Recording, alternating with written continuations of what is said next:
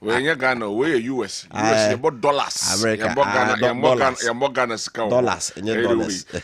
at the hand. I feel Mayankwasi plan to establish railway government laws Ghana Bauxite Company initiative. And also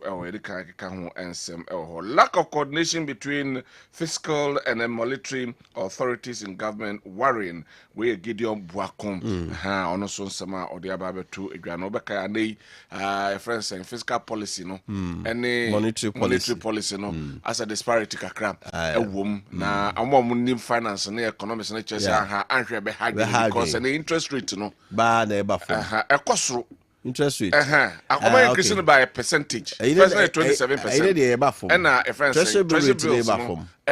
is your matter policy rate no more. Almost say yes the disparity kakra ebeba emwa. Dr. Buakon aka. Say investors study market no. Nti obabi all the sika be she. Say treasury bill interest ne ba for more. Any tendencies of scan $1 anyway. Okay, that is pressures be ba dollar. So you try to balance it. Nti o ba ko se ne ba ko a and the how no also eba. Okay. Afi mi yankwa Dubik Mahama ne wajinidin raise alarm over auctioning of UCG containers document revealed. Yeah. And also promote democracy in Sahel. Okay. Abujinapo implores. Okay. Yaba Daily Statesman ento aso. Me hunu say Governor of the Bank of Ghana Dr. Esiama Nifoni Waha. Was the economic growth exceeded expectation in 2024? BOG governor. I will say yes, I finance the NPP for some car sell minus Casimbitum Pono. I finished so young. They didn't project 5.7 and the Umunya more than that. Ophir market records massive patronage. We boys are very own. Samioku. Baumia edges support for the vulnerable. Former Vice President Dr. Babu Baumia and also the Fetano. And just said, Sebi drew on more yankai here for no brafo. Sebeya almost so ebidi. Right, my yanfa a year the Daily Post and fa and twaswa a ho and yatro MPP NP hot after making wild allegation about drug trafficking and money laundering at Kia. We and some Nababe Reverend a year in Team Fojo at the ano and a people only said your caption and also hot and TNA said the only kind of 2 years of man penny Asha say and Shassi and Shimum and fa home and no some SkyTrain scandal. AG Godfrey Daming ignored PAC Public Accounts Committee call for prosecution Avesi recount and also a year people no and so name misconception about the friend saying gold board cleared her good board no so about for sebi and someone more hono and they say omaba abeyi anom ohwe a year paper Daily Poster and no anymore. Ma yento soe na yemfa the informer ko wakrata no enso to aso na the all can say legalization of Okada dangerous road safety expert I would say omuguso yen share say Okada for no e be more license Okada okay the nation builder ma say nyum no dey do no road safety for the two money no dey to be frank the oyo hye no dey I no twama hama nyum no dey masa Nasi. Catchy phrase. We are there, Becho. We are there, Becho. Okada udru baby pana MPP for man crowd. But road safety fortress say, ya hwe near ma Okada for to me sa fade. But Kumase crass is here ka say. Say the paragraph for no happy no. Si legalize Okada beka ho a. Omo kire say accident dodo na esi wo man mu no. Dodo na Okada for ka ho. Ena man si. Ena most of the time need protective way bia and the way they drive. Quite on so can no. Who drive na say the motor no. Odi na sounds yes. Nipa nkwa na didi agrosa. Sade we si betuma Uganda ha gisi nye omo kwan. Inya kwai ma omo had the Okada for nkwa na had the Okada for nkwa nti e bia lane we the Okada for nkwa ena emfaso na se koye se ye die ya ye no be fa so dia enya sem kuma me kanibia twom achepa na me the bicycle ko djuma na me the bakubi efa so run about na hunahuna me na me ko djuma me ka che bicycle run so me fa na de nko me fa me se me kada binim de dem betra kada so anyway building on Ramsey site, Mahama warns chiefs, developers, other demolition of structures as the account was him. I made public backlash. DVLA boss vowed to bring back Guru boys. Asam no Guru boys no. And then you say the unison koda driver vehicle license authority ano as your best sign your maba. Na ofaso nim dinti ya mkoye. David. Na unko DVLA wa hanum. Du kwana no ani ehia. Ehia wa obeye den. Fabra na menyama wo. Beso no na mu no ojo kakrakra. Be ne ka se kura no kakrakra bi ho. Just say omu nyina ho. Omu ehyehyehye baby eno mu di sa adwuma no. Eno so obesan de omaba. Why? That is the question I can't answer. Wofa. Minim di ntia. Ebia for minim, I'm just conjecturing. Say be amafo nye djuma nye ebia obepe djuma. And because almost sometimes they hamper. Ebia sometimes free DVL no. Let's go also try what you be times 3. Yeah. Receipt ne ba na hweso. And what you be times 3. Na ba wa so koya frustrations wumpa process we nya kama we kokoye no fofo say road worth say o kwa koya o mo check o light kra na se ba kokra ye o meka se kokoye bra ba o de ma goro boy a ba ye dia process yeah that's the issue that's the problem yes enti ye bureaucracies na free ho na emwa na ye ne mantimi enkoso baby elsewhere baby ultimate traffic kra na o de wade atum o be ba na ye yes, the necessary reference and corrections no. Omo check is an money in anti beba nanka ya yama and answer to free na ye de anyama na bro. Or see you edru honum. Eno ewo eye paper in rofa. Eno we maybe yeah. I feel for publisher. Yeah. And for intrato na young koi. Na publisher, I say the Ghanaian publisher, I say Mahama calls for national unity and no eda eye paper no and name. Government Lords GBC plan to establish refinery. No yedi kanya can be brave. Dr. Buako caution fiscal monitoring authorities over lack of synergy and also a krata no any minority raises alarm over money laundering, drug trafficking team for jo infoni edaha na chese de paper no and so edibaye eno no we on maybe over on say if ye nifie ye mra kumase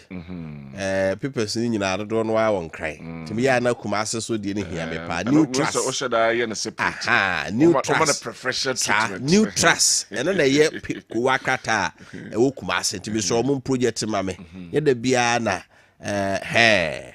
or say it of it Koka celebrates with Muslims. Okay. Chairman Wofa Appiah. Inshallah, income Ashanti Regional Chairman MPP. Or Nekremo for Nedini pa. President Mahama commended for giving Muslims additional holiday to celebrate Eid al-Fitr. And also say Akahwasem. Say Omo Bomb and Penny Mahama Basso. Say na baya bresono. And wa Herman Kremo for manya one day. To Christopher Amo 25th. 26 bossing day 27 28 30 for no correction dan ko yisa ba o say dem for no be the whole week am dey say fit chop for my day so mo one day one mo day krom be di omo dey no but official one na end bra and also mo bomb and pedi abaso we are coming back to power in 2028 can Japan encourage TESCON members also Ken weekend you ba TESCON KNUSC and agro cry no say 2028 MPP ba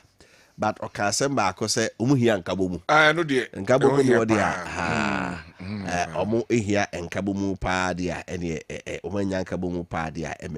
let's give peace a chance in Boko president say Eid al-Fitr no se mama mpani kai so sremanfo Boko ada se Boko fo mommoa na asumdwe mra ho na asumdwe ama ho a Ghana intimintumpo Evensia on right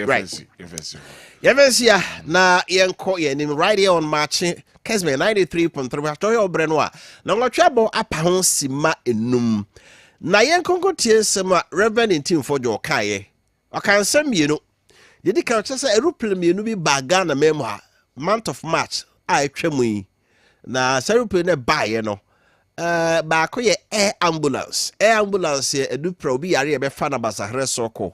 data ambulance no ba rewe mu chesa ma me fa yafo bi anko be di ne fo num ha ba ko so sa ba chire na de o gidi yesa hwe ya sa rupre no mie no na ya mo di no bone hu dwa omo bi e de bi omo de be fa be firi akoye anase omo de bi be fa ha akọ ba bi anase sika puduo bi e na omo de be fa Ghana ha akọ ba bi ana omo de firi Ghana ekro eno nti mampani John Dramani mama ohwem yetin sama Reverend nti fojo ode etuja on the matter of air med flights and Kavok Air private jets transporting suspected cocaine and cash. Ladies and gentlemen, on another security matter related to our airspace, the Minority Caucus calls on national security to, as a matter of urgency, make public the content of cargo suspected to be cocaine and cash transported into the country by two suspicious flights, namely Air Med flights N823AM and Kavok Air private jets Antonov An-12B, which landed on the tarmac of Kotoka International Airport in March 2025 from Gran Canaria, an island of Spain, and departed to the same Gran Canaria days after their arrival. Reliable intelligence intercepted by the Minority Caucus indicates that on March 20th, 2025, Air Med flights N823AM, which is an air ambulance, and I must stress, it's an air ambulance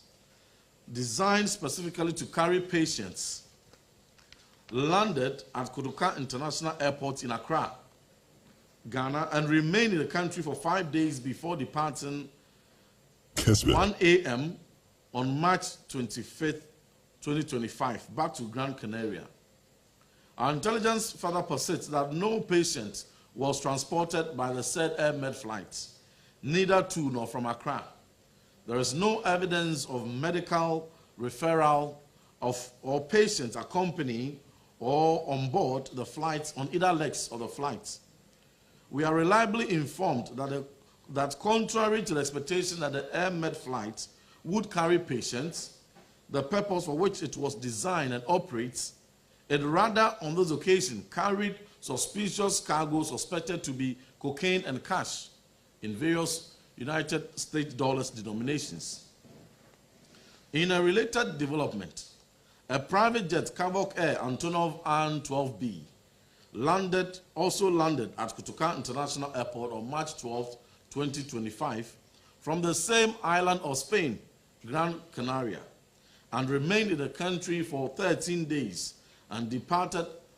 at 6:40 hours, that is 6:40 a.m., on March 25th, 2025, to Gran Canaria. The very day Air Med flight also departed to Gran Canaria.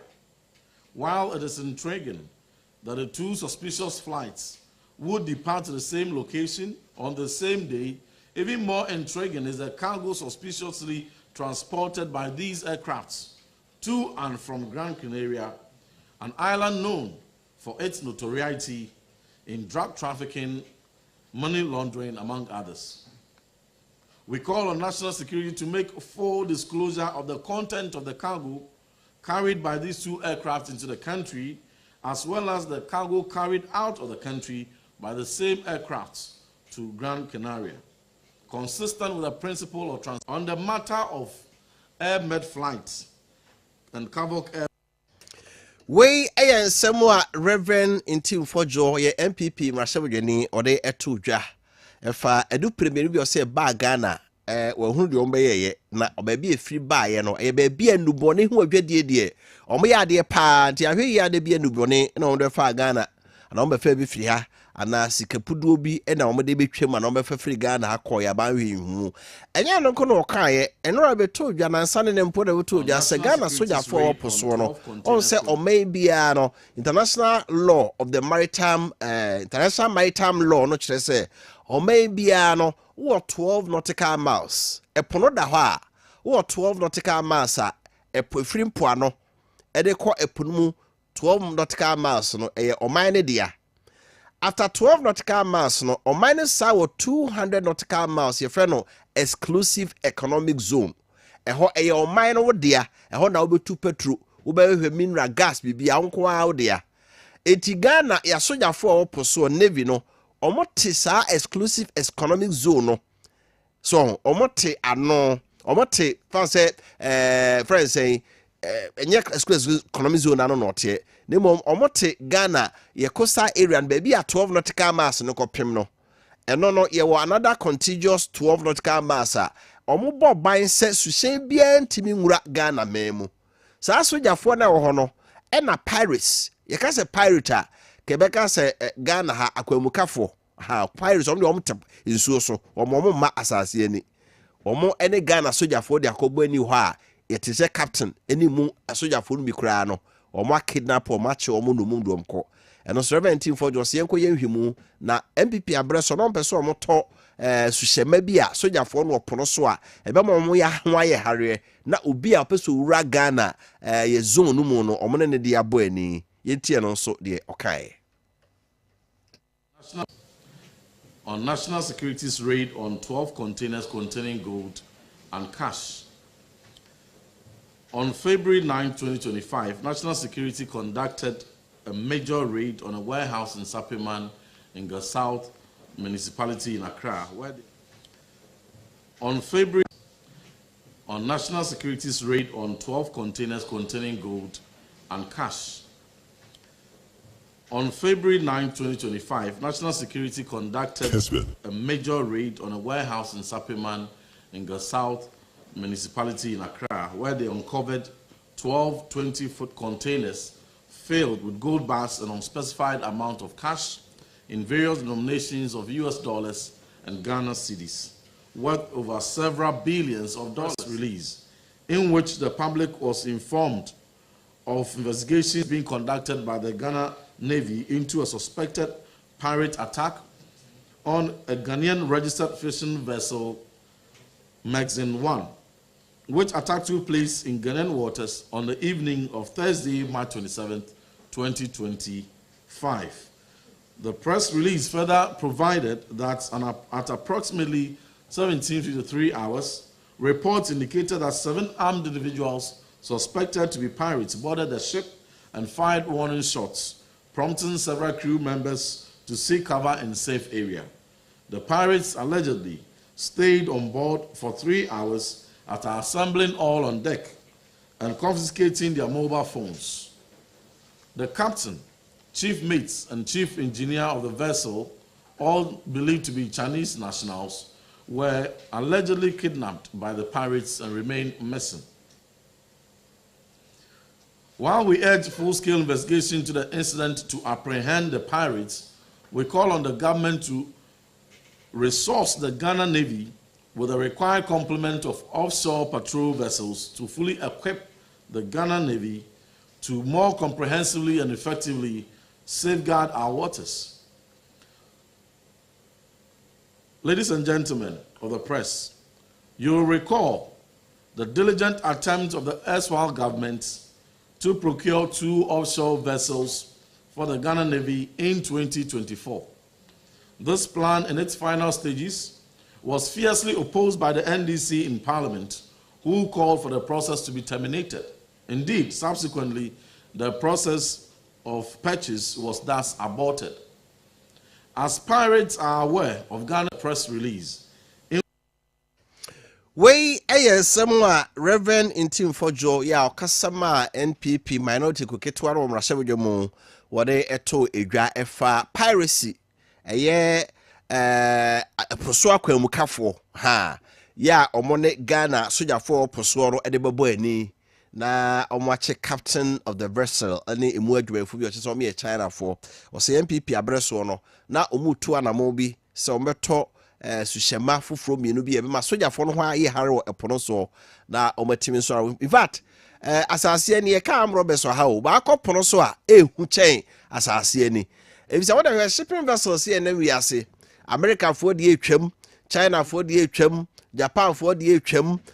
Europe amman nyina, Israel na Egypt obi ade etwam opono so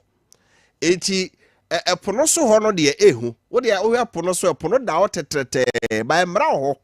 ya eye adwuma wo epono so me ba be yi picture na kire no ma kire se Ghana o man bia no efiri coastal line efiri pona no kro no ya mra international maritime law no e kire baabi a oman na yemo dia baabi a utimi pe epunu mo japade na baabi a ye no man's sea ye ho de obi a timi fa obi a timi kope bibi wo meyeye eti asojafo oposo no omadwuma mo ye mienu de di kan ne se omo boga na ho ban sebe ya obi ntimi mfa eposo na o meto nse Ghana man so de tosumie no epono mu no baabi ye dia a wose ye nko an ye pagapade wo ho no enisi e makwan ma ma bi etimi ba ho na obepese agapade no edeko to the work of the navy soja for oposo no omadwuma no so pa me so se picture na ye ready a mo fa to so ma me na ye hwe baabi a Ghana me soja for no omo opono so a omugina ene baabi a Ghana wote se ye tu petrol ye tu gas e wo pono mu a ye baabi a ye twama o man bi a woda coast o man ya woda po ano in fact Burkina Faso ne Mali Niger no mu tranye yi go so no mu nipo eti omo no koyi ne makra so de fa Ghana anase Cote d'Ivoire ena de mpata ye pe no pumu no mu nipo no bi ejapade se petrol ne gas ye pe no pumu no Burkina ne Mali fo mu ni bi ha look at the picture on the screen we na me chirichi mu no baby a hono ayese tin ayese brown no hono ya asase pese no na efiri hono de ekọ epono mu 12 nautical miles be 22 kilometers and your friend territorial sea and territorial water e Ghana dia ye de sa 12 nautical miles ka Ghana asase no ho say ye Ghana asase eti obie ntimi mefa sa 12 nautical miles obra o mesre Ghana so the ship e baba be fa sa 12 nautical miles na ifra asase no ekọ epono mu be 22 kilometers no this is permission every Ghana sojafo no ho no makwa so obi a me the ship we free China metwemu akọ Cote d'Ivoire ti mammefa mo territorial sea no mu na mo nkọ wan sre kwan na wura mu a e wo sa sojafo e wo poso no omo no ko ufiri ho a ye another 12 nautical miles ye fe no contiguous zone sa contiguous zone mu ena ya sojafo opono mo tie so they are stationed between the contiguous zone and then the territorial sea and no more a ship will be a bar near catch us a massa baby I would draw ya ben Ghana territorial sea to be a chemo adeko to oba Ghana no asre kwan so me ba Ghana no mama na wuram o twemu akọ d'Ivoire so obesre kwan after the first 12 territorial sea 12 nautical miles 12 nautical miles contiguous zone ye what 200 nautical miles and your friend no exclusive economic zone no e Ghana dia say ejapade bi e wo pono mu within that 200 nautical miles no Ghana ye hwe ejapade ne emfa eti se wo mo kura ship ekọ epono so akope empatam empumu mpata within this 200 nautical miles no exclusive to Ghana o ma bi entimi fa ne ship e ma so be pempata wo sa zone we mu ena se petrol and gas e wo pono mu a within this 200 exclusive economic zone no Ghana nko ani o kwa se etimi tuo nemo amanya aka no omutimi lay cables omutimi de omo ship FM within that 200 nautical miles exclusive economic zone no se ship will be twemu a utimi twem ko nemo 12 nautical miles territorial sea o ontimi ma ho e won de ya soja fo ni na wo se ontimi ma ho oba na se o pezo ura Ghana no but within the exclusive economic zone there obetimi de ship twemu akọ obetimi lay fiber optic cable so said ne internet abe do no e cable nam apum so maybe lay cable be a free South Africa ba Ghana etwebako Cote d'Ivoire Nigeria and within the exclusive economic zone no obetima lay cable wo ho obetim the ship etwemu ho nemo japade bi wo within that 200 nautical miles na e Ghana nko adea now after the 200 miles exclusive economic zone no and ye what international waters what tra 200 nautical miles no there if you walk on a no man's land in the hodie obia timi twam ho obia timi le cable ho se japade bi wo ho a obi timi ekutu ya Ghana ye ntimi nkase eye dia eti efri pona no ekasa 200 nautical miles eno na japade bi wo mu no eye Ghana dia eti contiguous zone ho no ho na Ghana soja fo no tie se be ya ship bi ntimi nwura mu ma Ghana wo bra o maje permission ho ena pirates ne ya soja fo eteposo no obede kobo ani a o match the captain of the vessel eni mu mpanifo o monye Ghana fo kra e China fo na say ye vessel no o mo kama ye ɛno na ɔpani kyerɛ sɛ na MPP for wɔ aban so ɔbɛtɔ new shipping vessels bi de ama Navy asogyafoɔ poso no aban to ho anamɔ na animanum yia no yɛma ɔmo ensa enka sɛ bɛyɛ ɛpo no so no ɔmetuma bɔ Ghana ho ban because ɔmo bi be attack wa ɛyɛ poso ship no ɔmetuma abasisi a aeroplane de wura Ghana airspace na sɛ Ghana Aviation Authority for man kwan a ontumi kra amfa aeroplane no ensi ebetumi ate no asase so de yahye so no enye easy saa but pono so de wanwen ho yedi a ene shipping vessels and pono so no omo de di bone China for was be friend petroling omo de petroling ship no yemienu e ba ko ana net at na pa ye hye ship mienu ntamu nya agro e de ship no konya na tane pra epunum apata bia opunum no na omo pra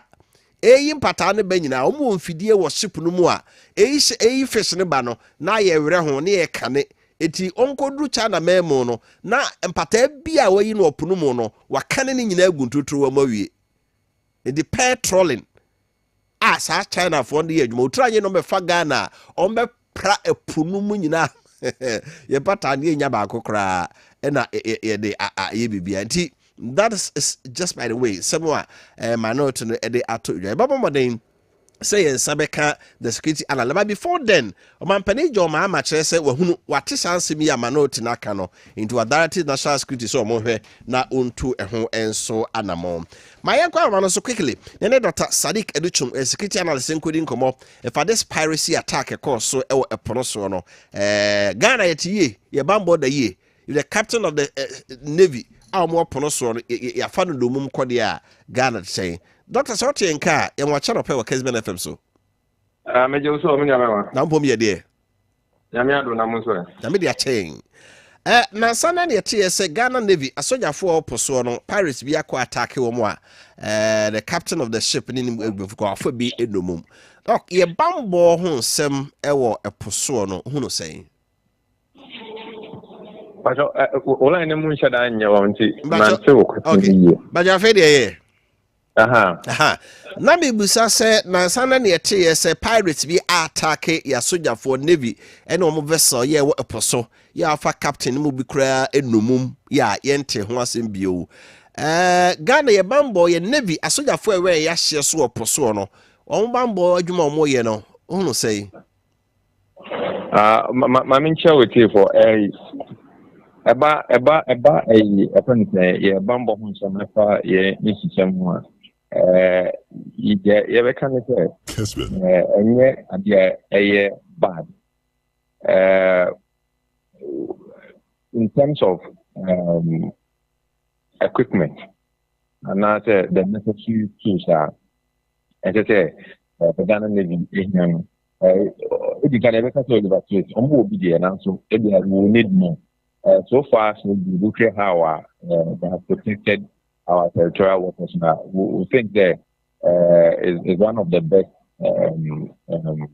arm of the Ghana Armed Forces that more area or movement I think true professionalism. For some time now, due to intensive patrols and what we call drills and exercises to deter pirate activities, has not been there. Sometimes the other thing that we also know is that within the territorial crime activities, in the past, most of them were like theft. Also, private activities sometimes happen in a very high sea. When you are having issues around maybe anchorage, mostly you see those ones as normal theft, stealing, and all of that. But with this one, of course, I mean, you will see the Navy has always been on its feet and trying to fight this in collaboration with the sister countries that the Nigeria, for instance, has a very robust, intensive activities within our waters to deter pirate activities. I think that in all, Abayano has a resource in order for them to do their work. we can do more than what we have. What went wrong? Then the torch man, the captain of the vessel, right? Market Naviachina. So your question as to say, I'm not sure if the Ghana Navy captain that was say actually. I think it is the ship now attacking and the crew members maybe now they've been taken hostage, and normally about pirate activity, that those are the things that we usually advocate for negotiation in terms of what we call ransom. Okay. So they take these individuals for ransom, and then they demand some money, and sometimes you have to go into negotiations and all of that. So I think what the Ghana Navy did was to help arrest the people and then hand them over to the necessary authorities for the rest of the things. So, of course, it has to be. They have to find a way of saying, but almost free the attackers. And sometimes you have to pay some ransom in that effect. And you want to say, soldier for Posono, I buy all the necessary equipment. I think aggressive over me Girano. What was that? But sometimes Bambo home and equipment disposal in terms of information around it. Sometimes we try to be a bit confidential about it. But also in a few years that we have seen the Ghana being equipped. I mean, let's give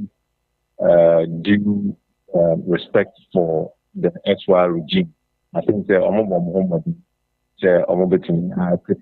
Ghana to fight the issue, because what was there now, terrorism was now driving through the coastal space. The neighboring countries, talking about Nigeria and the rest of the, all of them will come within the West African coastline. All of them have to come together to be able to fight this cancer. And I was for a very long time, we have not really experienced some of this. But you see, Ghana has also become a route for transnational organized crime. It is very important that we have to still ensure that the Navy does more than what they are doing. But for I know that some ships, patrol boats have been procured for them. Okay. Some of them were commissioning, I think, 2022, thereabouts, just to augment and ensure that they are versatile and to protect our territorial water. Doc, it has to be the brow when you're pay. Right. Dr. Sadiq Adichum ena ekodi enkomo no ena wa clarify how my say nye Ghana ye microphone ya chi wo China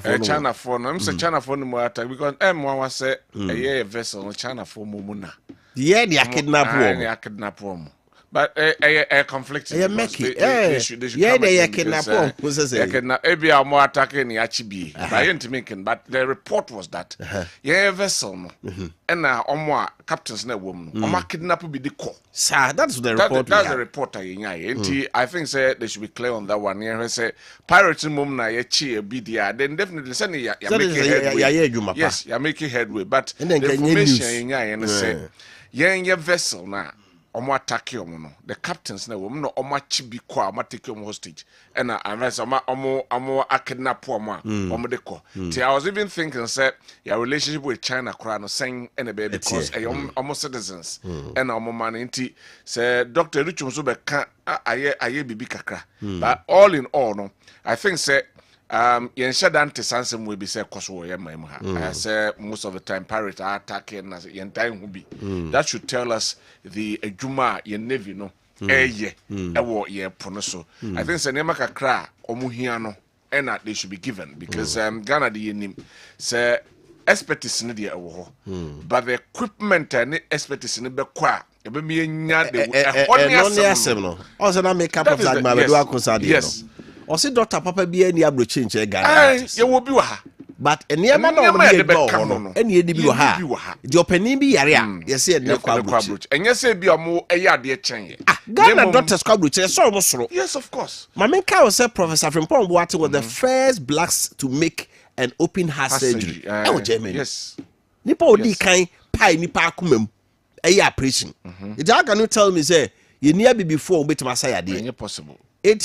military health sector you have the men you everything because but niema na say toma wo mo no asem no onwene ho hwe enhwe military ne kwa border no hwe eye friend sense etutrafo yi a mo agye ye man hu nyina fa yi why do we say Ghana e bintimi nwuram do nyame bambo ho no but o de fenya nipa so na nipa aye na san nimdie ne nyansa na o de aboa ye no eno ne ye de abo ho ba abezi sabre now a basa a friend saying territorial referencing what is for no we have the men MPP4 said a team for your kind say mo your majesty come to your vessel with their ma ho for the no se sanema na ma ewiase no ekononim no nipa bone for no so ahead so we should also meet them anya say be kase yes west medicine no but niam na de be kono eni ho so they will conquer vessel no they ban is stronger powerful than you are yes de bia no be overpower en fa ho ne unim dia wo ono te ho no otoma ne wo wo so ni de ode be man na de aka utrim you can't use it anyhow enti yen hwe na se be bia wo se resource yen resource yaka ho yen ka wo fa yaka ho na fire for de ba ye kan Navy for the aba or say can also there police for whatever omo muhian at least nyama kakra ebeti omo ediamo emiti time na ewo mu no kakra le be ben ho kakra no but ye nya omo jeje mu sa be esa na sa to ye nchem bi ba yenu but omampani mama issue statement say ya draw attention to asem Reverend Team for do aka no immediately wa say National Security for CID for Narcotics Control Commission NIB4 immediately omonkamum na omonye nhwemu na no krobi ombia no omonfa I think that is the way to go but too late because ne is ombeba akwa mabako ti omo pache say vessel ne ba no omanya intelligence bia say something of this nature eba we kwa the aeroplane kwa before say this year no ya peke ho bibia omanya intelligence bia say this is what they and I say I'm not holding brief for team for you. Said you're kind of crying. I think that the investigation will come out with whatever it is. But Sanetia, enti anase Ghana move for be a camo. And no money or more I collabo. And no mashema sane mana akum. So my Ghana ebe ye bibi etisa. We paint a very bad picture about Ghana because said the name Ghana ne said the year niamano. Nima we nkaho. Nubone ho nsem ne sa ne ma no se free mbitam ne ye kan nubone ho nsem amafo de nubone hanom ya transit point na se okay MD Benjamin yes 77 parcels of cocaine yes you could na dan konkonte powder wafa so we need to at least yen san ye tiri ene ye din ho emfri sa ne ma no na se hwemro mo hwem and if the security people are intelligence bia I think so they need to rethink say openi bi yare a o say de no ko ayasabi abrochi na Ghana for bo ho ka wafa asem kase no akopeja abayo na no aban no mu ene aban we nyina mu say o hwe fere scratch fusu no ne okujita abrakwa am de o mo kai a we should this umkusiki penifokosiki medical attention abrochi but bandana ye no we are still doing the same that thing. Is the hypocrisy ye penifo no umudi ehwamo that's the hypocrisy of the politician say what the other side now of the divide now ohuni differently but when you betna e be be ho ede na eno so differently said the odi country and about the name bebre to and I think I said with most of the things I can say and eba expertise ne nema na ye will be sikana ebetam twitwiri die obi wo hon ma private jet na ye de han na de nipa korona tum me ne wo fa say yade a ye nya sa opportunity no if okwa ebeka che say yes ye na yakoto abayi o so men panyifo wo man so nti o say hwe o no kre but yesan amoma so die se o so nhwe na ne ma enkoyi wa ha no wo mo ntene no enti san fidie no na sefo na de pege o mo koda so wa brochi no so mo so tutum ne ma ye na ebi ba ha no ma nimdie kro na impo ebi na ebi ye de no kro wa nim a o mo de kwa akwaje ayarehwe wa amanene no ye betia ye bi wo ha how do you tell me kwa be na o kire me say me ye adwuma yente me to na yemfa ntua kan fa hwewo na wo momu yare de a yenta mo mfa me to no mfa nkɔ hwe aburukyire but me tua to dem yare ne dem kɔ gin na say doctor fo ni nie me hwe me de a me na wona me ngu that is that sad story enti Max's theory out there be our cano me there be a many Max's ya adwen Karl Marx the Max's theory me na ya adwen say penifo na wosoro ho no omu hu ye say factors of production ye adwuma mo omu no didie na ye mo musika no modie they we call them the bourgeois woman no use yen because anya sad ya Kakofa fidie ni bibra University of Ghana Medical Center. Fe bibra kolebu. Fe bibra ji. Na wo region ha. Bibi ba ye de wakɔ na anka akɔhɔ. Ba so ka tell me say wo de wo yare ye de wo bekwa buruchi na me de me yare amenko da ha na me ngu dia. Eno ne asem. I can't think far. Anyway, ye ko dwa somra. Enti omo aya na ye to abaso mo nkosom ye no. Ye som mo. Sanity. Right. Me ko dwa so na ye hya sei. Enei Oye abrantie, oye ababawa, oye papa penin, oye maame. Sebi wenya obibi, wesi udan, wahan udan. Ope se dan mu, emu ye comfortable. Ope se dan mu, emu ye elegant. Ope se dan emu ye fe. Ope se chese udra ho no matum say yes, wo boato yem. Ho be stratum say yes, wow. Ho na wow ne ba no. Na chese de me come from us. Why you wesi dan nyina awie no de obetimi de asiesie mu. Ash foam. Aho enema na ash foam ewo sofas ene couches ahodo ya makofa ba wo dan no set bia se ne kase te sen se ne ketwa te sen se square se rectangular se what shape se color ne te sen se design te sen ye benya ho akade na ye de amount se sofas se tables center table wooden beds se headboards wardrobes dresses bedside drawers nkonwa a ode besi poolside o balcony anase o garden area ni nyina no for ni chim ewo ash foam na fe yemo sofas ye design kama upholstery kama the material no correct say leather so a kama pa color bia opebia no obenya bi afi hye bia opebia no so wonsa ebeka bi na ne bo no so de eda form boko quality materials a ne bo eda form a esan eche na cheso do ni achem ewo ash foam for ni chim ewo ye showrooms no ewo Ghana hanyina na Kumasi de oba Kumasi mo ye wo ho Santase sanso ena afei tafo ahodwo SG mo ye main office no ewo Kase ye san ho Melody showroom na afei ash foam depot bia ben obia no for any extra ho na niam ya mabbosu yi kogibi na fakosu dem na so obi wura aka say yes wo dem Freyen 0556579214 0556579214 na fe rafo ni ebehwe hwe na manfo na internet so wo obi ka so internet so be so bo aka tense number ni 0556579214 wakro na enyomu enkodi nkomo right antimary gripe mixture and be kan for the ama oba tampa bi a wutie me so ba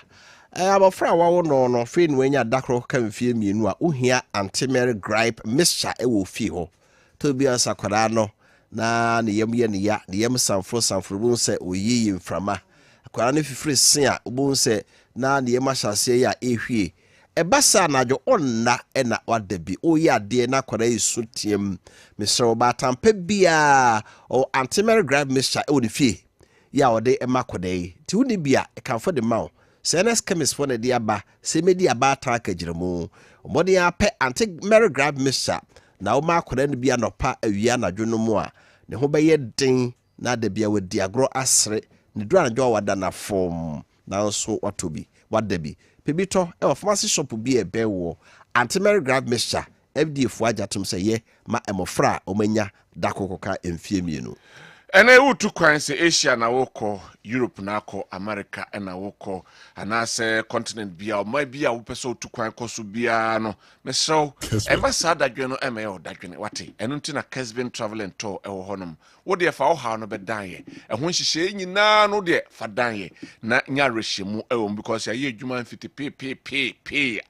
chese adwuma na ye no esoni enti enei se eye wo traveling reservation na person your ticketing one sem na person your consultancy na person your hotel reservation na person your flight schedules na kra saying and ho ensem etiem no an say obeba a Kessben Travel and Tour ye wo Asida House first floor ena ye wo Edum Ekumase friend 0209 434999 na ade bako ede wom ne se won se akwento de ana ka wom ha unti wetwetwe skana fei we bibia ka last minute ticket ade beko ho aye den ede amount wo de bra na bekasa kire yen na ye no be yen hihye ye betwa ticket na ma na de akọ na wo ba nhye wo ho no we di super pepe umpe we na apede hen friend 0209 434999 na yenye so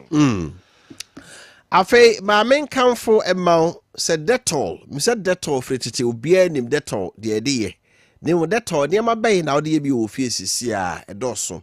ebi ne se detol edware unso odware no ne nso no bebre no a no asɛi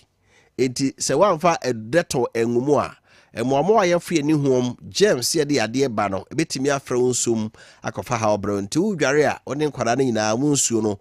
koto detol no abu ni ti no wahwie gum na abon kwara no de ho ban se kwara no ba bi atwa na ohuru animu a fa detol ohuru animu kama saa so na mema na mu hyewu a na shaving bombs abobo mabodje saase no mumfa detol ehuru manim kama pa afi ofie sa wo mopo floor opepa fom a fa detol gu nsuo no kwara ne di agro mo sisi fom no nyina no so wa fa detol no bi angu nsuo mu ampepa fom ho a onbefa yare de akoka ma no usi niema kwara niema omude akwata kwatare o masako school so de akọ adwuma aba no wodi gu nsuom na usi a fa detol gu nsuo no James abo bi afo ani hunu bi kono se be ya enkofa ha bi amere nti detol dwuma de wo fie no obata ya wori detol e wo fie no na oye ebusuafo no abro pe detol antiseptic liquid bi to ebuso e wo memu shop bi e be wo Malcolm Shoprite be bi ebuso wo je bi to a ebeboa ebusua no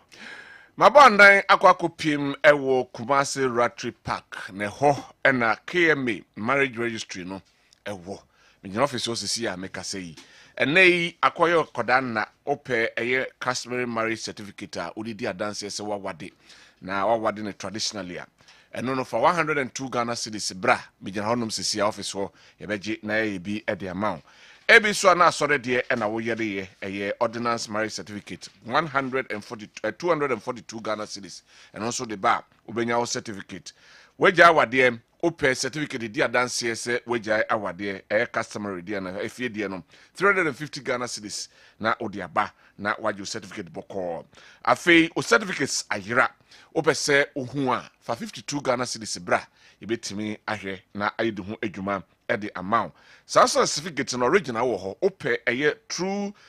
certified true copy. No so for 102 Ghana cedis. Fabeshe yensem na afe yenye bi amount. Afe ope se oye authentication of marriage certificates. Odimu edimu kina and ase no krenini and no 50 Ghana cedis fabra. Afe o file notice of caveat. Say a first and final notice, a church notice na 142 Ghana cedis na fabra na yenye bi amount. O certificate ayira obese ehwema na fe say production of ayana say some true certified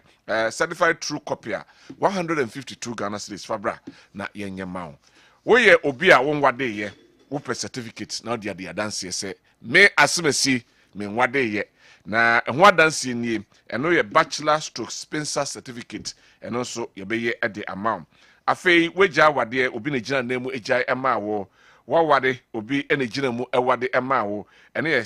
customary marriage by proxy and a customary divorce by proxy se fie de no eno so ye be ye the amount legalization and attestation of document say eno so yebeye amount eno KMA marriage registry a ewo Rotary Park eno no ye adwuma fridwada ekosi efiada anopa no wotwe kopemse no num ebebo na upemu enchiremu a frame 0592 565959 0592 565959 na ho komo no ye no enni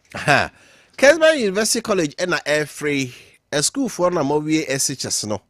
na mpese moto amade suanso eko university no ye kan for Kessben University College de Mao se Ghana Tertiary Education Commission GTech so oko school bia tinie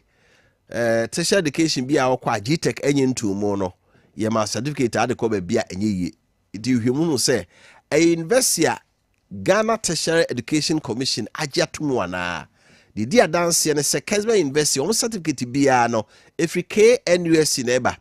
NHS say GTech aje omatum edi KNUSC e de hwe se school bi bia omo ye bia no da ne kwen pepepe wo we SS na person to adisua so abra course of me BBA Bachelor of Business Administration omo accounting option marketing human resource management banking and finance de opebia betuma BSc Information and Communication Studies Computer Science Entrepreneurship afi BA Media and Communication Services and Dwuma any course be breye ka ho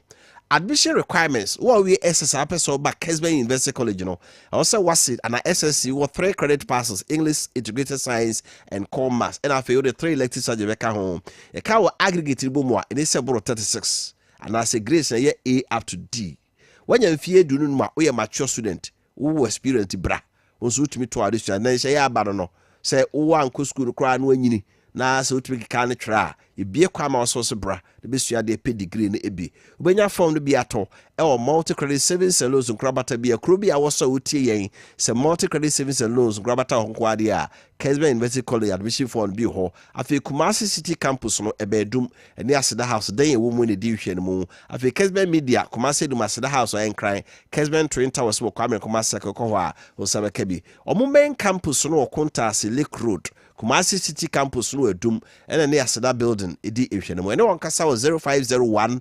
637383 0501 637383 afi 0264 170475 0264 170465 or so. Goody, your pick.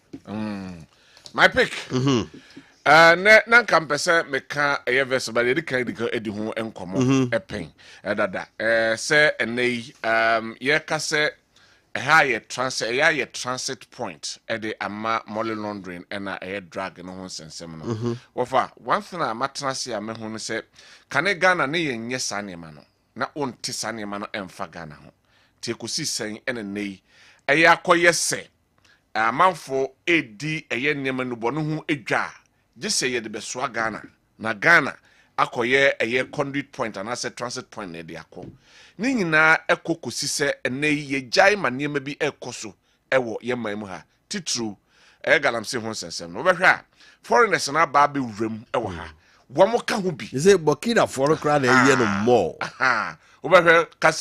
kase wonte boy wo katwi abo wo ka nguna abo wo kase wi abo be yo beka bia wonte enso wote hanom esa galamse no. The issue is that si jaima sanema yikosoa these are some of the consequences a ibinya because enei nipa no Ghana for you said the boy bra na so obi free baby and wa babe room China for babe room Burkina for babe room Togo for babe room obi a di suban foforo and ababe room ebasa emma the climate and as said ye nema e wo man mu no enkoyi sempayifo betimi ahwe ne yetimi akasansem no ama na afri ho no ma yenhwe na sabio ye borders ne kwan bi e fa so ma manfo timi wuram anyhow ebedi dwuma bi omudie no ye hwe ne nketel ne nti anokwan ebeboa e masa ne ma na ye kono etimi fi se emabunu ya ebei e hyase ehu sabrei na omo de omo gotoso a the future of the nation will be very, very, very bleak. Emma ye mino, baby, I say ye nyini ekodru no, ye nkonkodru. Enti ne ye kese amount for the higher transit point na se for nyina no. Every baby ena baby wi hanom. Ena amanyofo no so anamo so mutu. No mutimi di keteli sa niema no. Se be ya enkoyi dimbone emfa mo man no. Omuntu hu sa anamo no.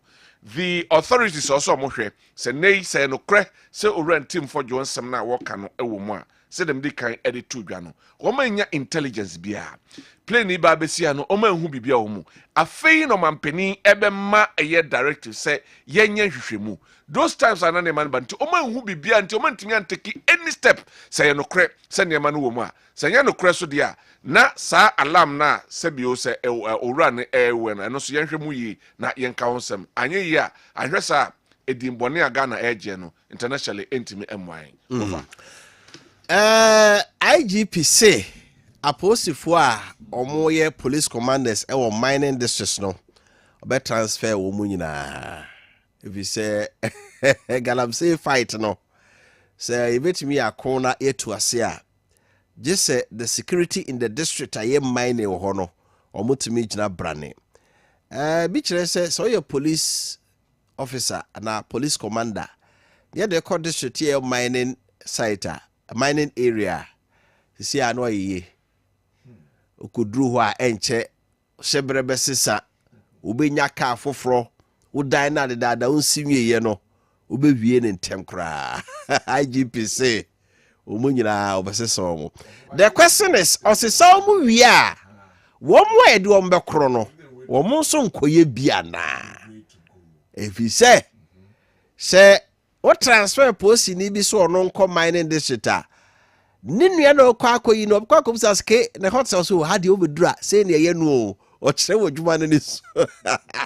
ha de oba na be ni say dia masa nye you okay some years back I had the opportunity to listen to an audio yeah post penny be district commander be ne one of the miners din komo na komo kanske o menua no menua no didi jame ni na say so ba ha na no mahu menua no mani didi jame I'm saying this on authority. Say on ne mine ni din komo say na no ba ha ma hwemi menua no eni din nyame. Wofa, the issue is that Santokwa we wo owom IGP abon homodin or ye reshuffle but me dem hu say ebia wealth no e no person che na obia kunye bi. Oh yes, because to me that's not the way to go. That isn't the way to go. I think it's a very good step in the first place. I'm not saying that it's not good, but where you bet me edimwa, there are certain things that was take into consideration. Sana anyway, and yes, sir, about recycling because me say why they coffee for no, you be mount some messages be. Say oh chrono, we will monitor you ABCD. If we see you are doing this, pudu da ho. Nasa me fana me ho betome for mafiboa. Now command me say one wafa nipa da se ni befa pudu. Wafa pudu no. Obefa pudu no wako. Obefa pudu no na wako. O de yi na di. Na wo fa befa se wanya be 10 billion was saying anasa saying retirement obenya say. Obedenya. So there are certain measures that need to addition and subtraction. No, you are not because do 6 months. O de yi medi. You question what they reshuffle. Mining district of Audru ana omato car bro. I saw you do yama akwa. And you do office, chair, welcome no. Most of the time, we say na hip na edaho. We the commander ya de ma akwa envelope. You said they were Canadian and one Yamakakra. Asa na chiri. So also we no nyina na say one taking measures be address certain situations people will go, the same thing will continue and yan na yashas ya kon eye galamse wo Ghana hanum say. Okay. Measures na ya taking no. Ye mu say ho say ye reviewer atimia boa in the fight of the galamse ana. There have been reshuffles upon reshuffles. Yes, sir, a year commanders are who be brave. But still, these things go on. Okay. What actually is there also almost sana? Yes, sir, reshuffle the bit in your boy. That's it. Kewdi no watching Kano, but you follow honorable if it is a Ekoko from Pong, former DC for such a central or ha. Saranso na Neji, so your communication team member Edema MPP on also ha. You better come on the missing ECG containers no. It still matters are still unfolding. I'll say an opay me can say crata be financial security ho. Commissioner General Customs ho say obeso me containers be 706 b. Amount for see let just say no be no mku yi na visit be yes akra na kire. Omo say investigation ase no. E no request for that. Crata for so free John Jinapo ho aba. It is on also a request some person ko clear 705 of the containers. Inti container there be who because and some go so a unfold say containers no e be see MPP 400 over na 3,000 so to about 2,005 asakra na e be ka 1,300 something ayre yo ti container no say like the be american ha no container nye ade a obetimi fashion botom so akọ habo pa akọ container ba akoda and any process ade fam no a obohu say container enya de a witimi akọfa container enimu a na ode aba obetumi yakọ habo na ase mi wura hwa betumi yakọ akọfa container me deko ti definitely said the last week better say yakọche India dey be a container no be 40 aduana go ne warehouse no de aka nyina ya dey abehu but hers must roll bia ne hu bebomu bia e wo se omen sesi yi na di otabo se yi na di so abanda den mu a wo se etwe na so so aba we abamu nso a wo se etwe na so na Ghana yentra ho ma ye japade intimi enyere sa Honorable Ebenezer Ekoko Frimpong, former DC Secretary Central, Honorable Gusua Watweniem. So mo twa urade no omunya hode foforo. Honorable Akwaba. Ya me de. Na ho ye de. Yankopo adaroma ani ahwe yenti. Na holidays na to say adaroma ani ahwe yenti me ho ye pa. Holidays na to say O say holidays na to say holidays na wa pa o. E wa o. Wa. Enti ye di ni ye home asase ye home no ya home. Okay. Ebre kakra nya ye de asase ye de ye soso ye de ye. Ye nuanom kramofo soso no. Won aya ne wo di nkita ho no e kire se wo mu ani age holiday no ho pa. Okay. 2 days na dia mo. Omo boy aba so sa abai no adomo ama omo soso omo adi omo idi fitro ni pa. Okay, that's it. Nana Akwaba. Ofa me joso. Na ho ye de. Adum ahweye ho den papa. Me jide se so ho den. Na holiday holiday it mean nanti mu kakra ko hwe de ekoso. Me sheda fifa zongo sunu bi. O ko hwe jeze se omonti se ibi kura akoso. Sir. Oh yes. Some mo kanyina ne se yera mama I promise ye mana na ndey opshe ye holiday Sunday abeka mo munya hwe kura fandie nti de omo kan se yera mama o she mbo se obema mana to na mana no 120 days na ye dru na mana no omo nti uko ye zongo na hwa ye din ba in fact na hwa ye din na mbisa omo so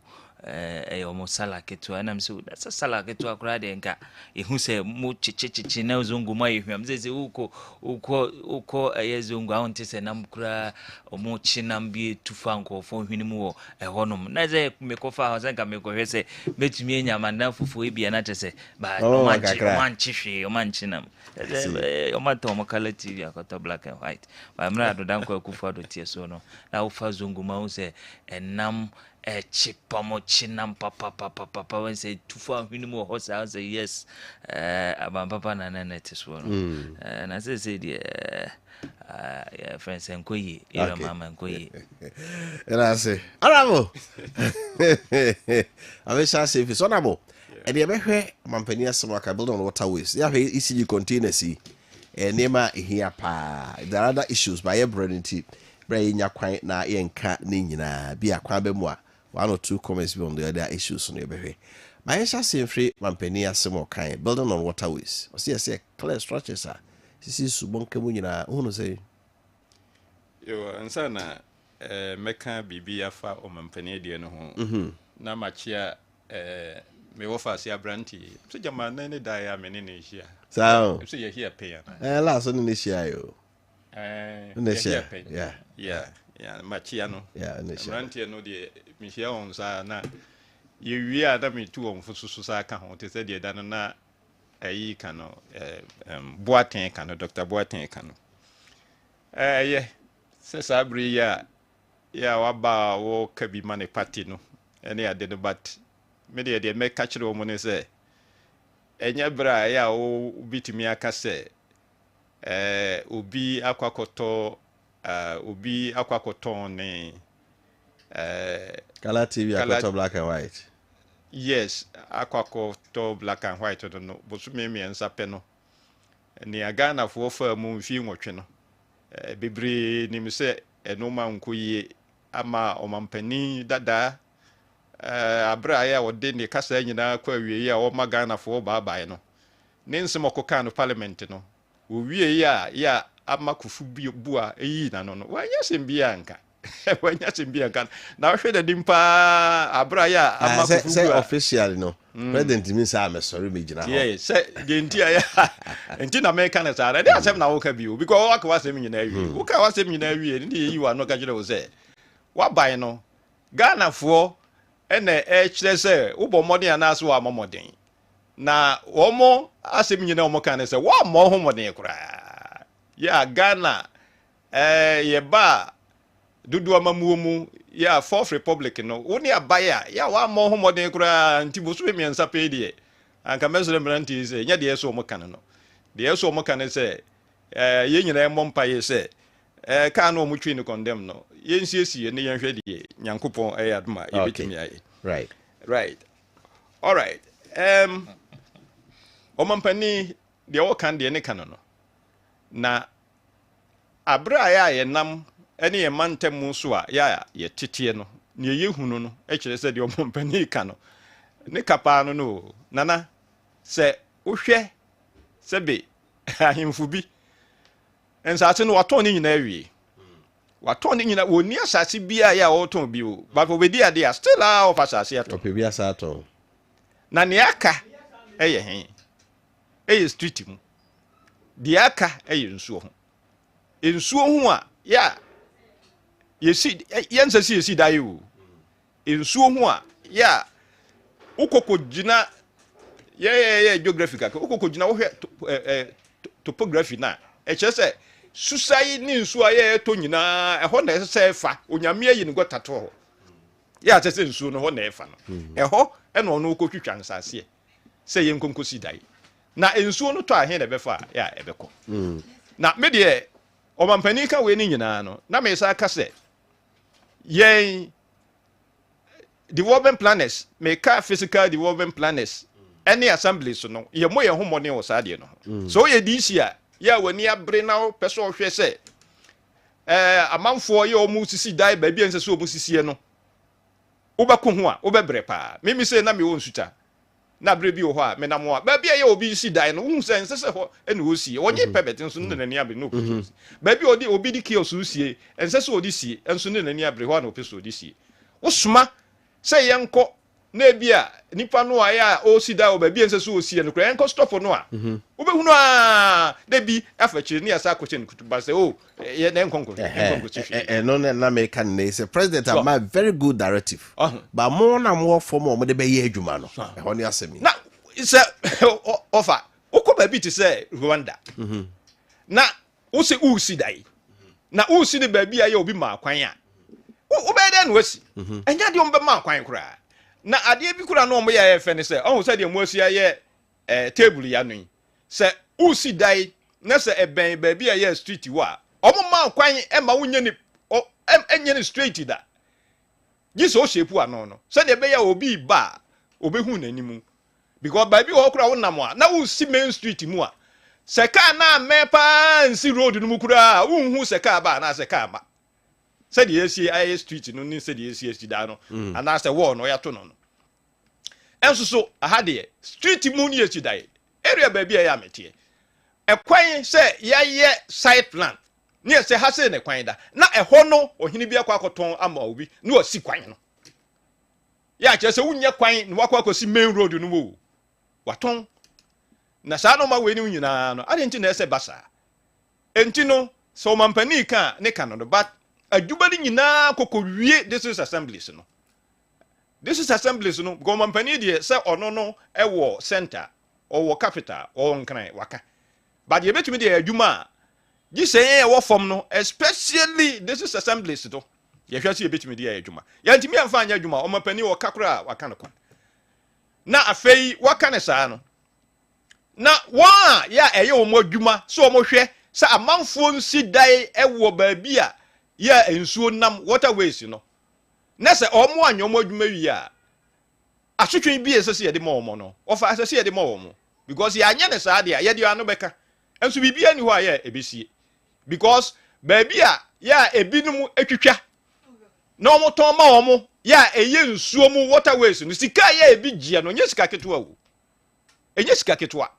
because ansa no mbe saa no na ebi area ho no eye developed area make us say first class residential area ya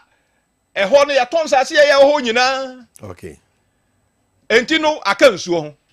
na obi kwakotwa no aton no se eye surveyor se eye assemblyfo no no omni surveyor anaso ohini bia ye kana na omoye sa de sika omonye firi mu nti no so amu ani amere yakwan bia so ombeton enti no omampani ne kan no aka no okay but the say ye nyina ye ni bere okay na ye hwe se yetimi ade ye adwuba e wo fom ha right with us nana over meda wase na minchia tiefo ona wajebra wo hwe so anopei ye Dr. Matthew Opoku Prempe dodo na freno ye napo anopei 10 o'clock ya one yenuanom omo wadum obekọ na ono so de nani ayede akwa ntimi no kase oboabo no ho aka some few minutes na watiesi dum pizza na omo nyoma hye no ne omo akwa kosu no so moa ani adoye owo no ono so aye ade ama wo mu na unim se me ba no manchia mira na chese mamba kura no ntima manchia mira chairman odeno ho kwaku apia koka one with God more than majority manchia mira power baby bio senior honorable eka sembiso parliament amso nanado danko kufuado Ghana for determine because we are mon homodin parliament honorable ye rato forcing osina na kufuado abanja na economy ejina brane ojane sikasema yeden ejina brane na sikasema ojane na ejina brane no ofri so no the GDP of this country no it was 5.7 ba mo amosimo baba be ye ni ye no mosi da bi enisuade hunu ne ndioma papa na nado danko akufuado eye ekokoduru ye no ye ntumi nye nkonkoduru ho ye sambe teso ama na ba be do 4% GDP ejechiro beveze muntumi nye de na nado danko akufuado ye okay osansu jamo economia na economy ne emanka na ejina so ejamo economia pay nursing and teacher training allowance ojamo economia a fund free senior high school oja economia see a hospital ndio honorable so what can say a atofosin asem na wokan no o se da bia nya sa na tie o se adodanko akufuado oja na economy papa so ta say senior aye insuo ehun sansemi amampani eka ho asemi you see on my way no makase yemfa health and safety for ho say ye the health and safety for ye adwuma de tie ne say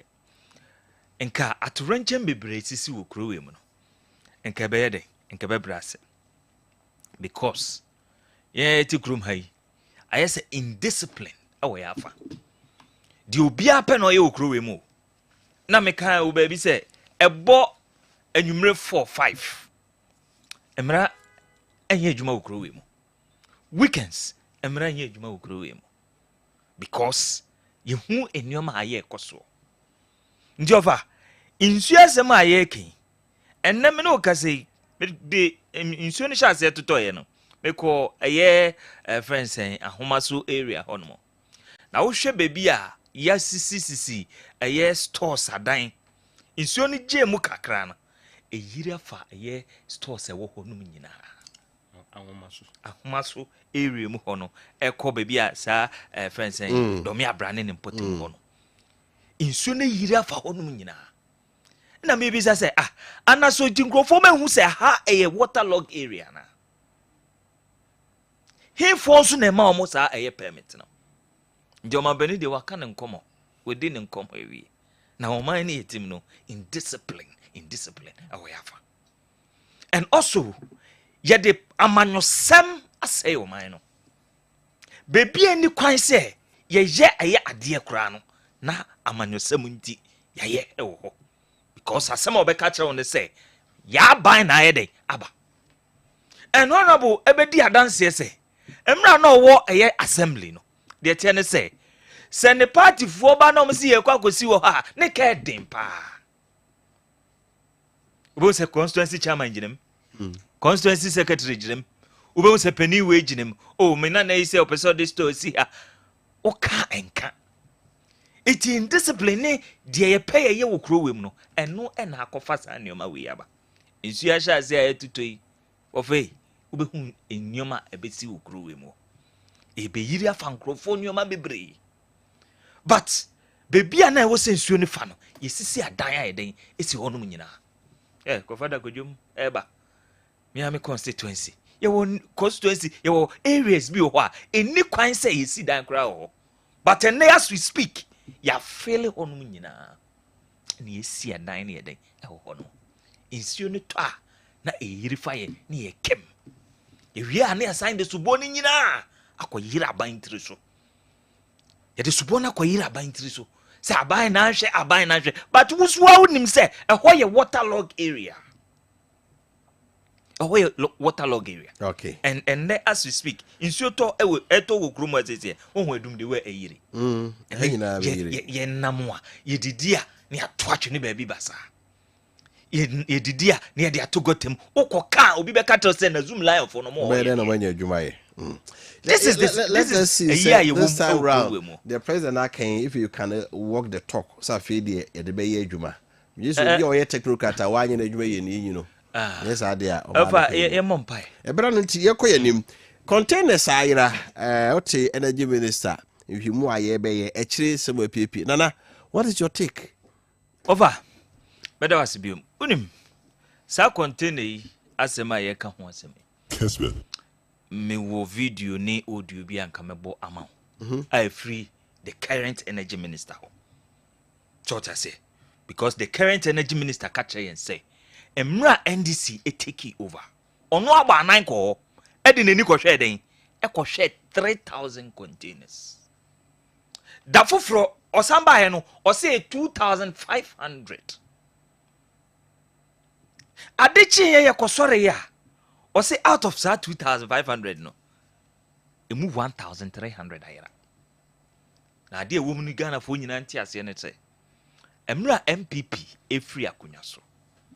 on the 7th January 2025. Ayira mama betena so. Ofei, ye hande sa enyoma we nyina ma no. And then this impending for Yahweh. Say, Emra ye to aba etia MPP. MPP lose ye on the 7th December elections near Koyen. Aye transition team no.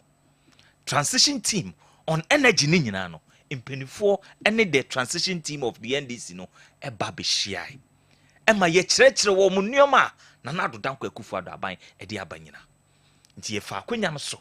e kyerɛ wo mu sɛ na nado danko akufu ado ne yeru aba omi aban e baaye no for the past 8 years omabɔ modern emankane ane yeden egina so na adwempa wo na akufu ado ni Dr. Baumi atirim ne sɛ e wo sɛ nkane ane gina so afebɔ na Ghana fo nya bie den e de je eye wo mu nnwuma nti obɔ modern e kokra saa nneoma wo nyina baaye okokra cables meters transformers ni ade ni nyina na ebaye fofie antwata aban na elusu itisa nneoma yakra ba ni nyina no yesre mo se munye NDC for mo munye na mo a mo betena akunwa no so no mo make sure se mo be hwe na de ne ye pese ye de ye no mo de beye na nkane na ye de egina so afebo iti handle ye de de ma wo mo na MPP ye de ye kotena fie iti ye kotena fie no 3 months achi yeti energy minister pai container hero any business container ben abo o se container na mudi jaye no emu over 1,300 ayira efiport wo any si aseme na aba because ye kono wa don jinapo honorable woni wo transition team no nkrofo mokoye inspection ewo airport njofa on the 24th January 2025. Omokoye inspection report. Ndubo ha obehu se John Jinapo ekoye sa inspection nyina. E online or koye ni photos ni bibia, ni videos na yeden e wo ho. Wodi wani kokohweye. Ite eden na osambe kacha yen se containers na MPP di ja wo no. Containers na yeden ayira. Nti na atwetwe aso ene yesi enkrofo ya samba biom. Because nanu ya confirm ni tuko Burkina. And na FS container enyantaban etu afri port aye hu ekwan fa so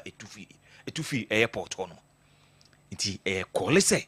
John Jinapo enye hwehwemu ena o sha se oba ba ye amanyosem ena ndre ya ene nane na se ya wo hu di aba say ya order say yenyi over 700 air containers 2025 ya iti yera jinapo emfa aye investigation ye de emra na wo hwa obonkofo bi pass omonkoye aye report bi enye de emra na wo hwa report na procurement breaches nsem kwa na moka wo but wa so ya wo ye danceni say MPP free ho no ija wo sa nneoma we nyina na ye de na be katren say sa nneoma we asan yera iti ya ye say NDC fo ba nneoma basa na si wo kro we mo nti enye wanwa say wo na mabonti a nkrofo ka say say every 1 week be every 2 weeks be a cocaine sem na enam oman we mo iti enei de ekoso port airport ni ade ni nyina ehuma oman Ghana iti containers ahodo a ye di jam no containers ne mo ko famra na ye fanye de pese ye de ye ukrum ha iti yesra mo onabo mum ne John Jinapo ne mum penifo say politics na mo de ko che containers no mo guru ho ye be yi sa information na mo amosensa ye ni nyina ma containers ne free port no ye be yi ni nyina ba na mo de moni aye de no bi that's it onabo I mean to you 5 minutes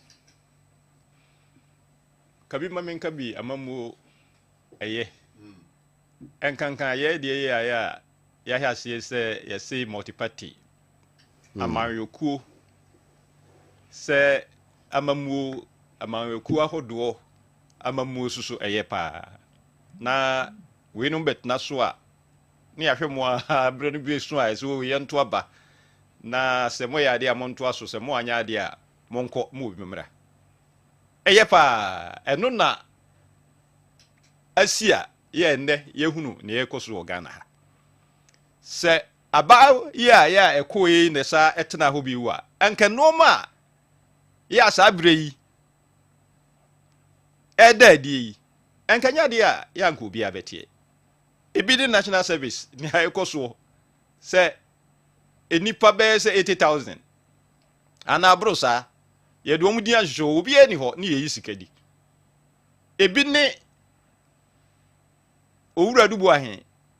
ne nsensem ya abayi ebi ne containers ya eno susu yi atimi ayira afri port yi na me de me nka se amanwosem o na mum de me nka ne se sabai bi ye to aba da sabai bi kona sabai bi ba eye pa enya ndisi ana se MPP asem kura bi se sabai no wo ho no tene to so a abre bi wo ho a yesi nsuo eche ahinemu a to mo eje ehwa na de ya na ha dwen ne se on se national service de yi abra ya third fourth estate eya omo adwene se omo ye publication no mun se nipa bi de court se dabi ye mpese mo de publication no ba na gise ya to abawi na chese sabai no wo ho a enoma bi wo kura wo mpese obi tie se enoma bi ikoso wo na bai mo na mo free hodi ya se ne tie bi e bi hu no sa na containers yi hu aseptie John Jinapo wan fansu anyina namu wo ka sampa transition team no ehiaye no ka se 3,000 ena omodi agya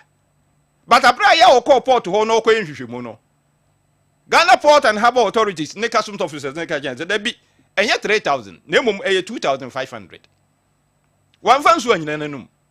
ampa o ka se transition team no ka se 3,000 ya ye mpem miensa but abra ya wo call port ho no ka gyan se da bi enye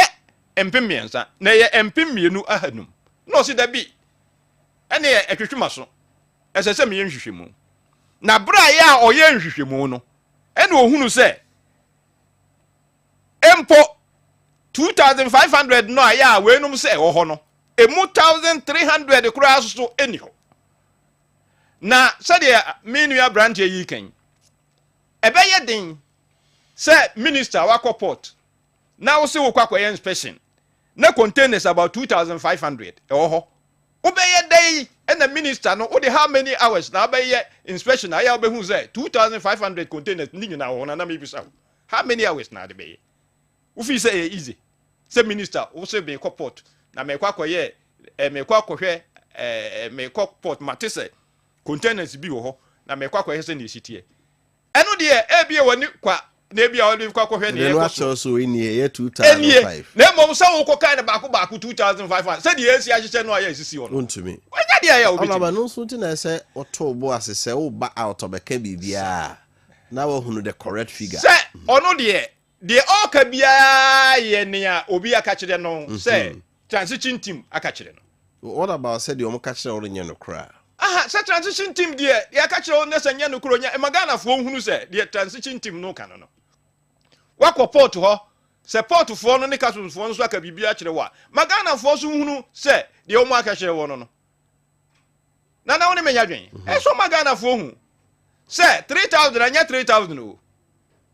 Na mom enusa. Okay. Say akire yi no so da bi ene me set up committee me pe badwafo bi e mo mo ahwehwemu. Nhwehwemu yi ene de aba say ade no kura mpo no emu 1300. Eye mpem ahasa eni hokura. Na abra ya India ni no omo koya omo koso ni duemu no oti omo ton ma no last year no to we no enye NDC bre enye MPP bre sem ne ye ka o but o say last year enti se e ba se obi ka so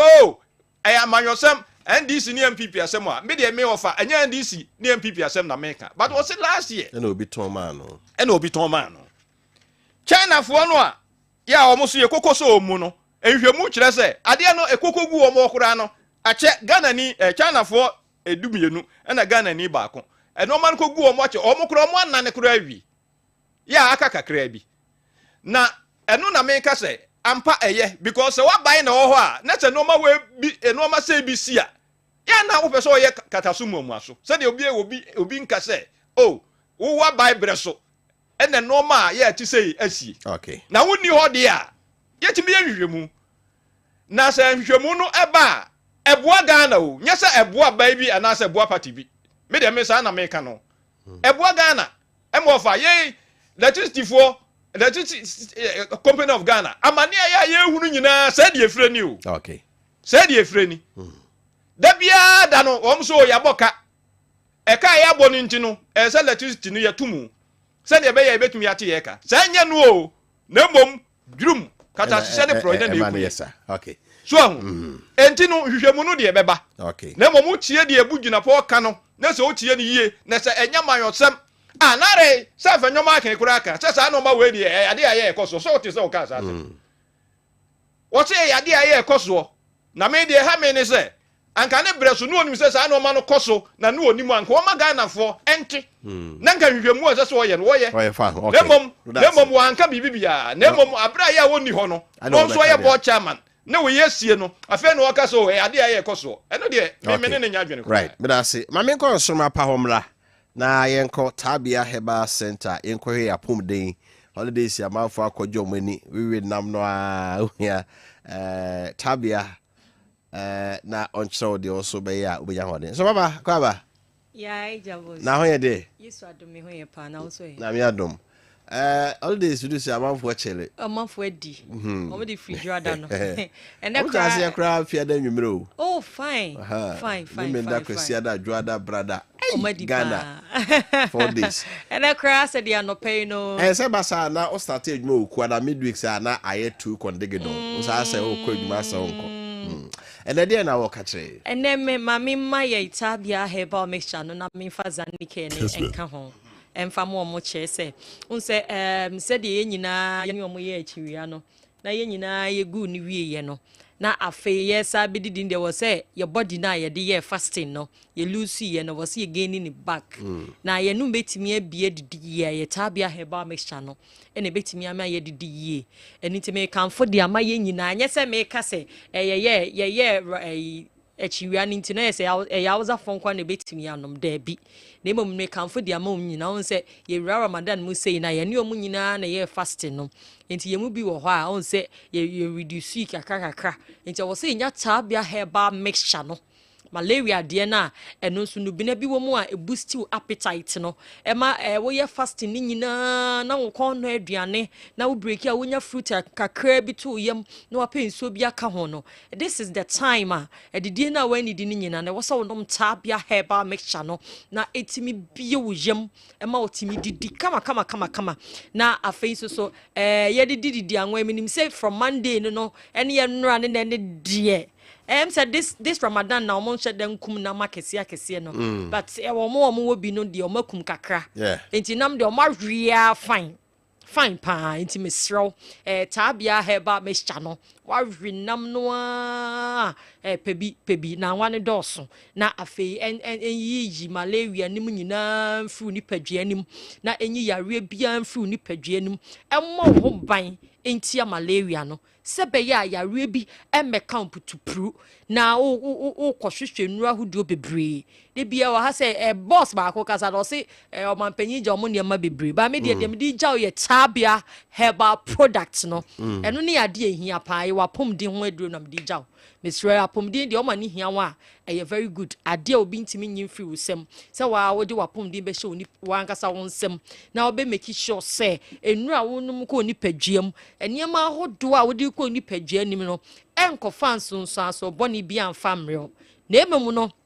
edi apomden sempa ene beba woni padua nim enti ya no pay tabia herbal mixture ya yese wonum ato waposo ya oya wontimi nidi ohunam ye oboho malaria chill typhoid fever ni wudi afusane de bia wo fon de bia wo sote because of typhoid jaundice and malaria no wanu maduro bia wo wiase afa na anyina yare ne kwa bosome miensa no wayi ni ti wonu udi pilolo wankasa body no yare ni udi pilolo oba 6 months na say de ho ato no nti udi 2 months hye o se akwa abaya na hye ene efi 6 months komesa mo watwe yare ni udi pilolo ni paduam a petabia herbal mixture no neno nom hwade se typhoid fever no obetu ni se hu obetu ase de afi ni paduanim malaria loss of appetite any jaundice no ma wo ni paduanim na tabia herbal mixture no ebetutu ni nyina se afi ni paduanim anye se eba biemu ye duro ne nkosonson no etu ase eni nti ne ye se pe bibiduro te se tabia herbal mixture edua na nkasa ne ye de ye duro no ye ni enim nubina no ene ahama na ye kotete abekika abom di amawo se fanom na enko ni paduanim na enkotu yare na se emfama wonom ni se wie wa mesro weda na sesa ene nkomo na no mu di na ye de pa meba mesi pu bi e be fam nye pu ketwa e wo mo na chi ho so ho e won se ye kika nsu asem nsu ni betoto e basa meba mfam sa wo fam o fa pu kese pa anya asem ketwa ye sra mo ene ke me fom ko ho maye ohu enti nso yi betoto yi de wono mo rheumatism no e be ha dwen awo no ontimi ensori nkonadwuma so gise ye chechire no gise yeduku bi bon mu no wape baabi afa unya tabia zanike na ZANECARE tabia zanike na ye de turmeric eni akekeduro eni ewo ye de aye na unya bia enompenimu na ema wote pains no koyemu adwuma asiesie na kam nompe na bom toa na afi watimi akọ adwuma so kama afi be boost immune system no are flourish white blood cell no na wo nipadua na ankasa start akwa ne ho eba se yare bi ba wabon kaye enti mesro tabia zanike no kwa de kebe ye fie bia mu se de mo de ye tabia heba mesha na tabia abe household name no monnom tabia zanike ne saa efie bia nya bottle ba konsisi obianim 12 years ekro betimi anom na yem boost immune system no emfa bo ye hoban free infections nkinka ya hodo yara hodo a eba emonka ye no yanom tabia zanike na enkle ni nyina famfiri ho maye obi wo ho a meka say de bia oposa nani infections enye ni nya na ye koko infections ahodo a akọ wani ne so ewurewura wani nase ninti na wo type sa wani no wonya tabia zanike ni bi no mo a ebeyi sa infections ni nyina afiri ho the infections na sane abegu ni minimum na ono so kwan ni minimum wo chan aponcheni chen kwa de bi omnam ewiem say ko bi hu ye kra wonya tabia zanike ni bia sa de na ma wo kwan wo minimum enso wonyi flames no wonya tabia zanike ni bia ebeyi sa infections ni nyina de afiri ho na ema nei aya na ye kata Appiah Zanike me ma ne ka say ye ma nko ade aya na ma ne ho hia me e kire say oba de be ma ba wa himfie ho na obohu ne ma won pa wa nya be ma opa wa se ma won ka no kranch o konsi obiem was in childhood pa me na ikotie mu enti Appiah Zanike no e very good for sane man all kinds of STDs na yi ni na free ho say ye chlamydia say ye syphilis say ye candidiasis say ye gonorrhea nom yi ni na free ho me ma na mo so mo de mo pen drive mo wo mfuo na mo gardens nche mfuo no na mo de mo pen drive ni nam gardens ni mo atetetete enkekaya ahodo no Appiah Zanike ni bi na enonom na enyi sa rashes na begu be ma na no nyina de wo be ma ni ma no so ma be ma kekaw sebi ujun so wi a ohunsu ensu fitaa bi enye sa ka obosa ni mo no unya Appiah Zanike ni bi na sa wo no no a ebe yi sa infections ni nyina de free ho amo na afei ama obe ma na ye kama enti mesro infections na ma na asa hia ye se daughter nya afei na akopa aduro bi akofemfam ho amena be ye kese e wo say wo treat ema aduro ni wura wo mu na yi infections ni free wo mu enti wo start say wo medicate Appiah herbal product na ni titi Appiah herbal mixture no eni Appiah Zanike no obahunu say wo start say wo no mu a wo bejo so yare ni nyina free ni padwa ni mu saa wo de ajo so de kwa yanka hwe ani ne hwade different from normal urine said they will say any city no no say hey yare ahodo na wo mini padwa ni say Appiah duro de nyankopon anim ni ama kenye o enkenye nkofo nyame na medrui so gye wo mo ne de ye ntimi nka ye kasa ye ba nanka ye bebo ye audios omo a eduro na gye omo a enke ye dimi mo nwie eni awards ahodo a ye nya ti ye wo Appiah Herbal Company Limited ye kasa kwa ye nche ya awards omo nim yo maba ye pharmacy wa ba ye office be hu awards edem akra awards ne nko ha ye mo adom mo amunum ye nuru nadom ene enubina ye nim enim se yare we de ye decide bitibie to yare no anything over 20 years ni Appiah Herbal Company Limited yes I kra ye gidie mu a ye de bibiduro mu enupa esomo ntimesro yare na hinta o said de obi so ho a o se ni sisi echi ebasru se ebeka ne kono no den kase no on say the spinal cord ni mu no emu tutu na emu hyehye na wanu meduro bia enko atrai Appiah Zanike no ka ugidie edi akire na ekoto bi nenom your numbers na 0243 68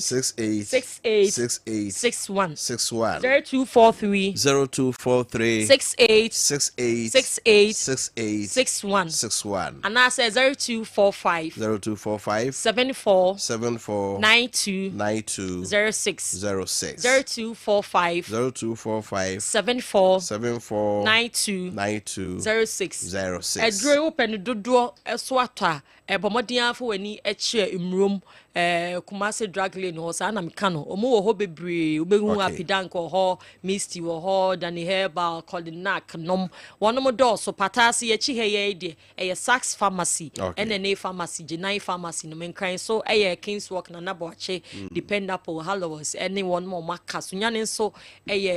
green herbal any root herbal na oboasen so ye smart herbal na emom ne ye ho de ye nton ne ba ko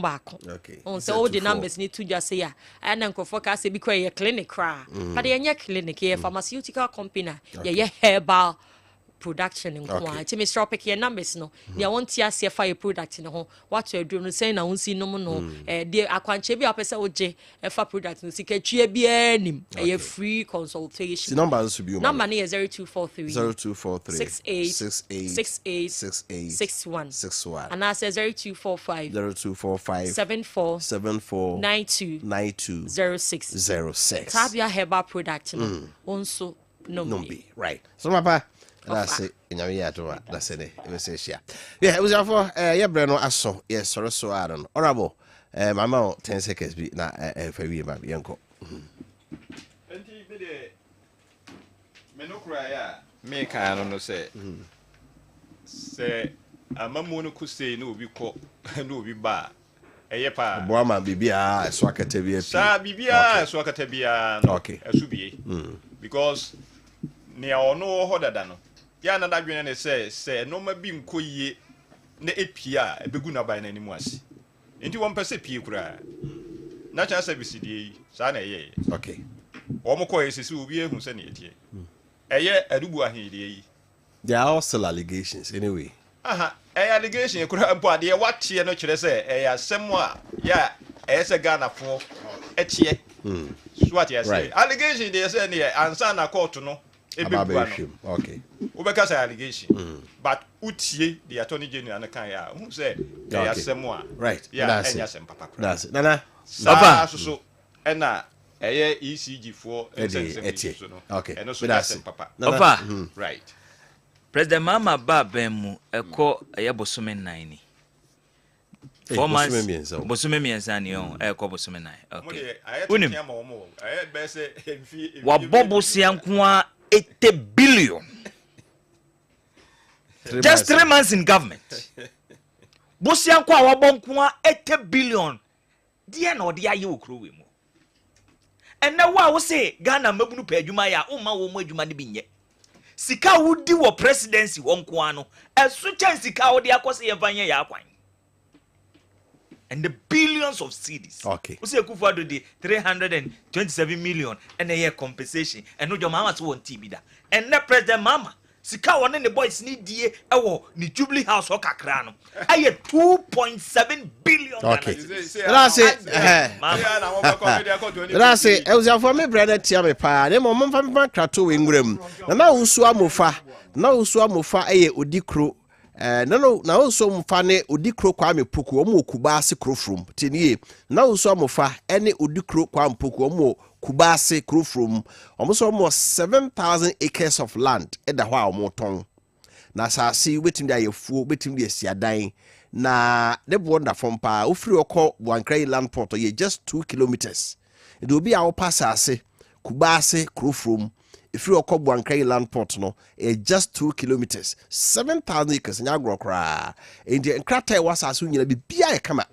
ndu pe bia sidan bibia ye fo project bia abra frenana mofa e wo 0553 671184 0553 671184 and afre Atta Collins e wo 0537 913363 0537 913363 and afre Appiah e wo 0247 772226 0247 772226 opasasi bi ewo Kubase krofom ye ben Buankrai land port akọ na akọjo de kodi ebranunti yeko happy birthday enkoma Anthony Mensah it offering 2 million okay or just okay 2 million and I about the happy birthday okay right yes birthday ndi akanyina no man can say about don ko pemu a yekokejetia lawyer Seveka CD anim na Kessben 93.3FM Foundation so ye de kakra komedwedefo no se jo laka eba o de agudi mu nsem no metful action to aso me de ne Kofi Appiah o take orinka yakramo malam ene boboa e boss me no mai. We'll be right back. Gotta pay some bills. Metafua wutie mie ena meni ubedi enkomo kakra wonim se Jabin Bank PLC eni sika krabia se wusie wusika wo ho efri bosom